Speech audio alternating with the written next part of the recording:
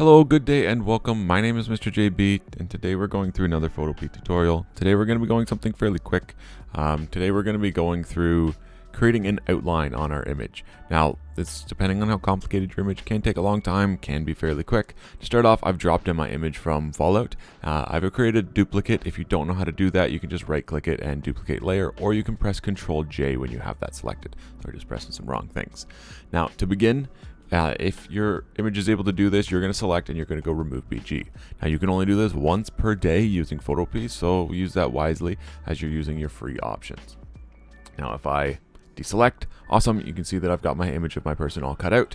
If that didn't work, that didn't do what you needed to do, you are either going to have to use the regular lasso, polygonal lasso, or magnetic lasso and zoom in and trace around whatever your object is, which can be fairly time consuming. Another option is, depending on your image, you can take it into a free background remover like backgroundremover.bg, and that will do that as well. It's usually pretty good. Just another option in case you want to try it. It is super quick. Now, to create our outline, very quick, very straightforward. On our image, we are going to convert this to a smart object, which means that now we just have our person. We don't have to worry about the background. We can just deal with this. It's actually going to be pretty important. Now we're going to select effects, and we are just going to go to stroke. With that, we are going to select whatever it is that we want. Let's say we're just going to choose yellow. Hey, we're just going to leave it where it is, have it set on our outline. You can choose your color, you can choose whether or not you want it to be a gradient, you can choose your opacity depending on how bright you want it.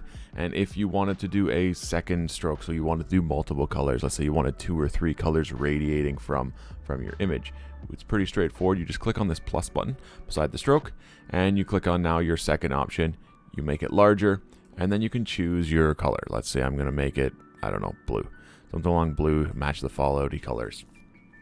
And bam. Again, you just trying to change your sizes to match whatever it is that you want for your outline, and that's really it.